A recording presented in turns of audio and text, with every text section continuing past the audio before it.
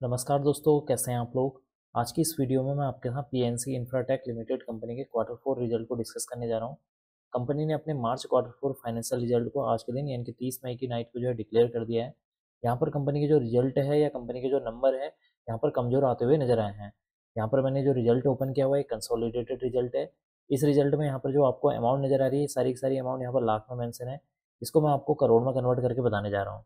हमें इस रिजल्ट में 3 सेक्शन पर फोकस करना है। पहला है मार्च 2025 का रिजल्ट, ये वो रिजल्ट है जो कंपनी ने आज के दिन डिक्लेयर किया हुआ है। सेकंड है दिसंबर 2024 का रिजल्ट और थर्ड है मार्च 2024 का रिजल्ट। तो इन 3 सेक्शन पर भी हमें फोकस करना है। तो सबसे पहले बात कर लेते हैं कि इस क्वार्टर में कंपनी की रिवेन्यू कितनी जनरेट हुई है, यानी कि कंपनी का जो मेन बिजनेस है वहाँ से कितने करोड़ की रिवेन्यू जनरेट हुई है। देखिए, इस क्वार्टर में कंपनी की 1704 करोड़ की यहाँ पर रिवेन्यू जनरेट हुई है। प्रीवियस क्वार्टर में देखेंगे तो 1470 करोड़ और प्रीवियस ईयर मार्च 2024 में देखेंगे 2600 करोड़ के यहाँ पर रिवेन्यू जनरेट होती हुई नजर आई है।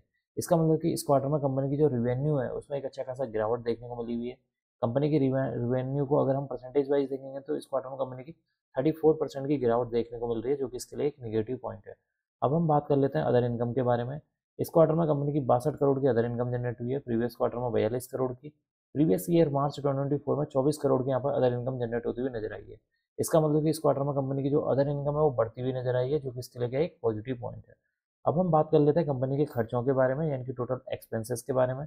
इस क्वार्टर में कंपनी ने 1615 करोड़ के खर्चे किए हैं। प्रीवियस क्वार्टर में 1388 करोड़ और प्रीवियस ईयर मार्च 2024 में 2091 करोड़ के यहाँ पर खर्चे देखने को मिले हुए। इसका मतलब कि इस क्वार्टर में कंपनी के जो खर्चे हैं वो भी कम हुए हैं। खर्चे कम क्यों हुए हैं? क्योंकि कंपनी के यहाँ पर अगर सेल्स में गिरावट होगी तो कंपनी के डेफिनेटली एक्सपेंसेस भी यहाँ पर कम होते हुए नजर आएंगे।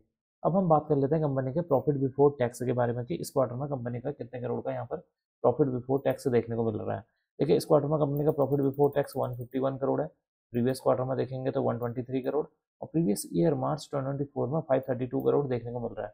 इसका मतलब है कि इस क्वार्टर में कंपनी का जो प्रॉफिट बिफोर टैक्स है वो भी यहाँ पर गिरते हुए नजर आया है, जो कि इसके लिए एक निगेटिव पॉइंट है।